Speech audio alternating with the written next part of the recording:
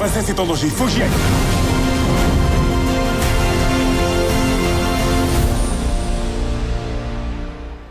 Yo tout le monde, c'est Mediavar, j'espère que vous allez bien, moi ça va super. On se retrouve aujourd'hui dans une nouvelle vidéo, une nouvelle critique de film. Aujourd'hui on se retrouve pour Le Prince oublié, le nouveau film de Michel Hazanavicius. Michel Hazanavicius, si vous ne connaissez pas, c'est le réalisateur derrière des films comme par exemple The Artist, mais également OSS 117 1 et 2 ou même Le Redoutable. Et donc il revient cette année avec Le Prince oublié, un film avec Omar Sy, Bérénice Bejo, François Damiens, et qui raconte l'histoire d'un homme, qui est donc Djiby, incarné par Omar Sy, qui est donc un père de famille célibataire, et qui donc s'occupe d'une jeune fille de 8 ans, qui s'appelle donc Sophia, et à qui il raconte des histoires tous les soirs, des histoires d'un prince, et on apprend donc que ces personnages sont donc bien vivants dans leur monde, imaginaire, fantastique, et sont donc des acteurs, et donc le personnage de Sophia va grandir, va atteindre ses 11-12 ans, elle va finir par avoir un petit peu honte de son père, et ne veut plus avoir affaire à ces histoires, finit par être oubliée, d'où son nom, le prince oublié, et une nouvelle star rentre en jeu, c'est le petit garçon dont elle est amoureuse. Vous pouvez pas entrer, le prince va arriver. Je suis le prince. Il arrive. Le prince. C'est quoi ça? Le film va traiter l'histoire en deux parties. On va avoir un côté Djiby incarné par Omar Sy et donc sa petite fille Sophia, et également Bérénice Bejo qui donc va être la nouvelle voisine de cette famille. Le personnage de Bérénice Bejo va l'aider d'une certaine façon à comprendre un petit peu mieux dans quoi il est actuellement, et va essayer de lui faire comprendre dans quel état est sa fille actuellement. Et de l'autre côté, on va donc retrouver cet univers fantastique, très jaune, très coloré, très décor de cinéma, et donc lui va essayer à tout prix de revenir dans le cœur de cette princesse et redevenir la star, le personnage principal de cette histoire. C'est un film touchant, c'est un film que j'ai aimé, c'est un film qui m'a beaucoup plu. Je trouve que le film est très référencé, mais on sent que Michel Hazanavicius a envie de nous montrer vraiment les références et les parties puisées pour réaliser ce film. Ça fait très Princess Bride, ça fait très, j'ai envie de dire, Terry Gilliam dans le style. Et encore une fois, il y a beaucoup d'autres références à d'autres films. Il arrive, tant bien que mal, parce que le film n'est pas parfait, à trouver cet équilibre entre comédie, entre action et entre, on va dire, fantasy. C'est un film qui est intelligent, c'est un film qui ne se fiche pas de la gueule de son public. On va dire c'est un métrage qui est fait autant pour les enfants que pour les adultes, donc c'est totalement tout public, même s'il y a des fois où on sent que l'humour employé est un humour un petit peu vieillot. C'est un réalisateur qui est très à l'aise avec beaucoup de styles de cinéma différents, que ce soit par exemple les biopics, par exemple avec Le Redoutable, mais également le film noir et blanc, comme par exemple avec The Artist, le film noir et blanc muet, mais également la comédie parodique de James Bond avec OSS 117 1 et 2. Et là nous signe un film beaucoup plus ambitieux, vraiment différent de ce qu'il a fait d'habitude, mais pour le coup, la comédie, on sent que c'est pas la même. Je pense qu'il est beaucoup plus à l'aise pour écrire ou pour réaliser de la comédie pour les adultes que pour les enfants. On sent que, encore une fois, il y a cette référence à vice-versa. Peut-être pas une référence, mais une inspiration vice-versa.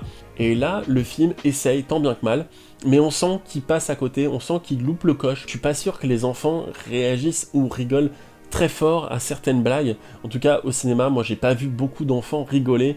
Il faut savoir que c'est pas lui qui a écrit, il a réécrit le film, mais qu'il a trouvé un scénariste et qu'il l'a un petit peu fait à sa sauce. Et ça se voit, on sent qu'il y a vraiment une inspiration très personnelle, un message très personnel. Ça parle de l'abandon, ça parle de l'acceptation d'être seul, de l'acceptation d'être oublié ou pas, de ne pas vouloir être oublié plutôt. Plus on grandit, et plus on vieillit, et plus on oublie les gens qui nous ont précédés, et donc ça fait partie de la vie, et qu'il faut vivre avec, qu'il faut laisser ses enfants grandir, et c'est un film qui traite beaucoup de sujets différents, et qui y arrive plutôt bien. Ce film fait du bien au cinéma français, un film où on sent que le réalisateur était inspiré, et surtout qu'il voulait donner le meilleur rendu visuel, musical possible. Au niveau du visuel, on aura beaucoup de choses. Alors effectivement, il y a beaucoup d'effets spéciaux, et ce qui fait très plaisir, parce qu'un film français avec beaucoup d'effets spéciaux, c'est assez rare pour être souligné, on va dire, parce qu'il y en a, mais c'est assez rare pour être souligné.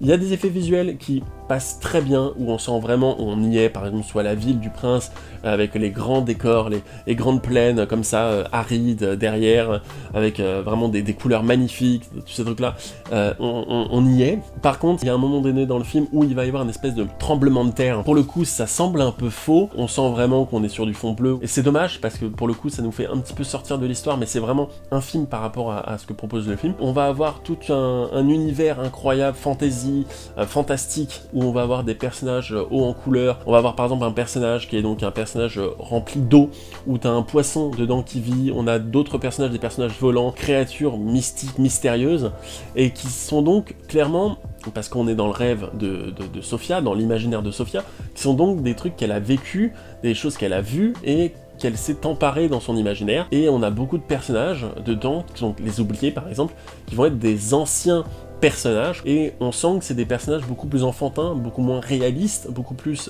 imaginaires, très Toy Story on va dire, qui ressemblent beaucoup à des jouets par exemple, qui pourraient donc des jouets que le personnage de Sophia en grandissant a oublié, qu'elle a effacé de sa mémoire. Et donc de l'autre côté c'est vraiment la composition originale du film. Michel Hazanavicius a voulu vraiment rendre à César ce qui appartient à César, en proposant vraiment une composition digne de ce nom, et j'ai été surpris parce que j'ai beaucoup aimé la compo, même si la compo est pas tout le temps parfaite, mais qu'on sent vraiment qu'il y a un compositeur original derrière. Il a été chercher Howard Shore.